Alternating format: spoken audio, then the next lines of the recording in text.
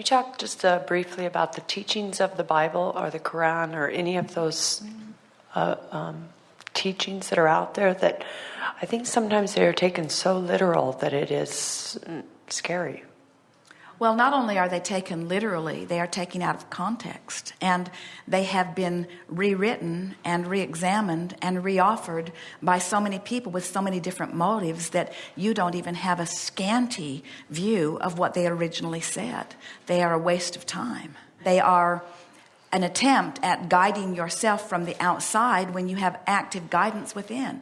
It's really an interesting thing that people are looking for God through something that is static and distorted when they have immediate and personal access to God right here and now.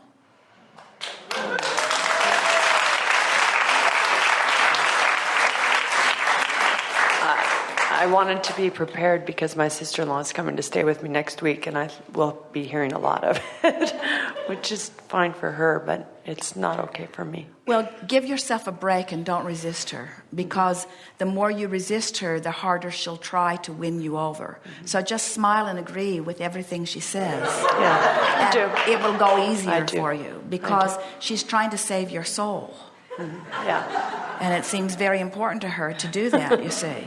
And if you say my soul doesn't need saving, she'll worry all the more. Yeah. But if you just appreciate her for her effort and acknowledge that she is a wonderful being with very positive intention, and don't get into an arm wrestling match. Jerry and Esther had a funny experience. Jerry and Esther have a dear friend who speaks Spanish more than English, little English, mostly Spanish. And Jerry speaks Spanish, but not as fluently as his friend. And so Jerry wrote an English letter to his friend, wanting to appreciate him in a powerful way.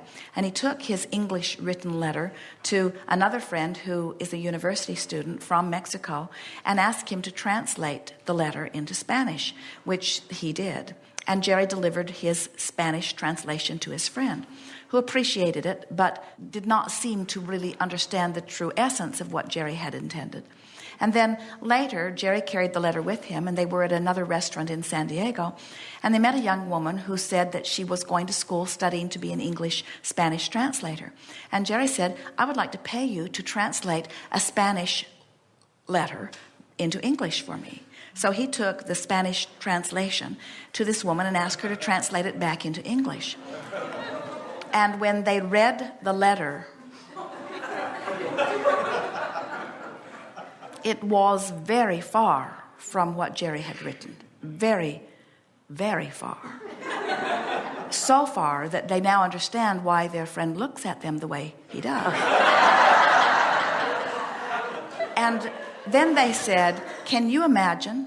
These were two well-intentioned people with no ulterior motive doing this translation, doing their best to convey a message that they themselves did not really understand. In other words, it was sort of Abraham's message. It was about creating your own reality. It was about vibration. It was about life meaning to be well for you. But these people who don't know that yet, it's not active in their vibration, could not even read the well-written words. And when they reached for the translation of these very well-written words, they came up with a meaning that was entirely different. And then the second one distorted it even further until, can you imagine what you're getting back after generations of translation from one language to another language, through one ruler, through one empire, through one economic system? Can you imagine the scanty information that you're getting? Yeah. And people are trying to live their life by it. The contradictions in those documents are mind-boggling. Yeah. Take any one of them. They're full of contradictions. They don't even agree with themselves. And the reason they don't agree with themselves is because the clear-minded one who originally received them didn't do the translation. And the motive of the one who has employed the translation is factored in too, you see. When you line up your vibration, then you attract to you the circumstances that defy the intentions of all others. In other words, when you get in sync with what you want, the universe finds a way of delivering to you what you want, no matter what anybody else that's playing with you might intend. And so that's why we don't expect you to ever be able to sort out what somebody else lived in another time when Esther can't even sort out what just happened right in front of her. Yeah. This just happened and I can't sort it out. No wonder it's full of contradiction. And none of it has anything to do with you. Yeah.